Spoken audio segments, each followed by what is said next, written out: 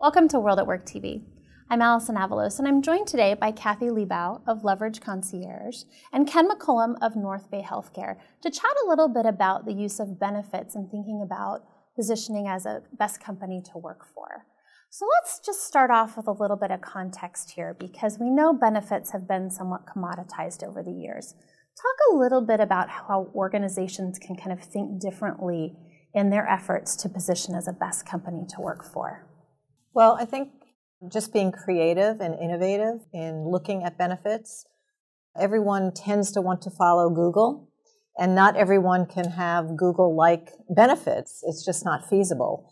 So really looking at what your workforce needs, doing surveys, focus groups, and aligning any benefits with the needs of your employees. And have you seen, in terms of competitive advantage with regards to benefits, has that slipped a little bit as more and more companies are having similar approaches with regards to healthcare packages, or is there enough happening outside of healthcare and retirement to really give companies an individual edge in that competition for talent? Well, I think benefits, particularly in the healthcare industry, are very, very competitive. And you hear a lot about changes and cuts in various kinds of like health programs and high deductible plans. But most healthcare organizations haven't gone that direction because it's such a competitive landscape. We're looking for every advantage that we can. So reducing benefits is not something that comes very easily for changes that would be perceived as reducing benefits that most of us are very ready to do. We're looking for how to enhance the benefits to add the incremental advantage to having something a little bit better than the rest of the competition. So let's talk a little bit about concierge benefits. First, what do we mean by that? And then how can organizations utilize concierge benefits to really amplify the effectiveness of their whole program? Well, it's interesting because the word concierge now you hear and see in lots of different industries. I actually had founded a childcare referral service back in the late 80s. So concierge wasn't even a term back then. It was childcare, then elder care, then pet care. Work life kind of encompassed that. And then increasing from there, adding more value with personal services such as concierge and errand running. So it's definitely evolved over the last 25 years. Ken, talk a little bit about the business case within your organization to decide to implement a concierge benefits program. Basically, have a very competitive labor situation where we are in the San Francisco Bay Area. And we were looking at how to make ourselves an employer of choice given the competitive landscape, and what would stand out in our benefits offering to help us do that. Maintaining a competitive compensation program is key, but also maintaining an attractive benefits program so that when you're recruiting hard to find nurses for nursing specialties, what would make them come to Northbay versus somewhere else? So we were looking for things that would add value to the employment proposition. And one of the things we looked at was concierge program as a value-added program that would resonate with our workforce and also distinguish us from our competition. So that was part of the business case that I made with our CEO and our senior leadership as added advantage to our program that other hospital systems weren't presenting it at that time. Yeah, and to piggyback on that, we find that most of the clients that engage with concierge services, they're really doing it for some key reasons: recruitment, retention, and employee productivity. They really want to help their employees with work-life balance, if there's such a thing, work-life integration.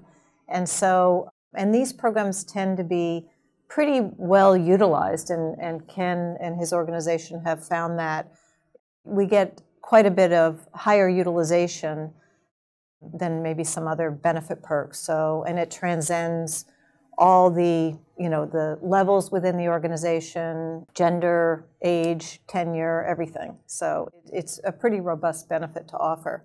And if I can add, that has proven to be the case, because one aspect of our business case was the fact that medical professionals are extremely busy. We're very, very busy. Having to take time off to tend to those daily lives, stuff happens. And so this was not only was a way of supporting our employees, but was also a way to save some costs. Because when nurses have to take time off to tend to personal things, it's very costly because someone else has to be paid to cover them typically. Being able to potentially reduce the amount of time away from the work site and reduce time off was one of the selling points for this particular program. How does an organization determine if the addition of a concierge program is going to fit their culture needs? Really looking at the organization, you have to look at what's the base need, and we've talked about it, is it recruitment, retaining talent, keeping employees at their seat and working rather than online doing personal shopping or their travel plans, securing tickets.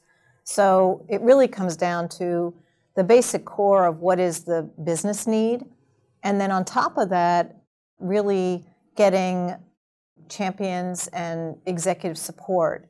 Ken did a great job in doing that in his organization, and we find that companies that really have that support from the top level down really can put these programs in effectively. And for us, it was a match for our culture. We're a high-touch organization, and we really pride ourselves on our ability to stay connected with our employees. And this was a way of showing our employees that we're concerned about their well-being, and a way of really connecting them up with a valuable service that could save them time, could save them money, and give them more time, hopefully, to focus on providing the best possible care to our patients. Ken, you mentioned well-being, and we've heard a lot about that shift to a focus on an employee's overall well-being versus just maybe some health wellness concepts that we're used to.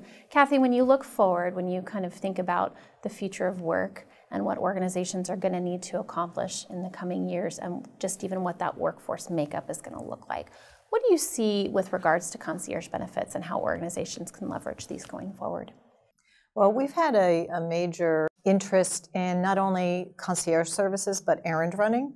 So feet on the ground, having people, they're running errands, not just sourcing things behind the scenes. That's been very popular, and I think that will continue to be popular benefit. We also have seen more on-site services model versus just a virtual model. Again, Ken's organization has the on-site model, and that's much more effective in terms of higher utilization, more engagement, someone right there that they can walk up to as a concierge or an errand runner is much more impactful on the workforce versus a virtual program.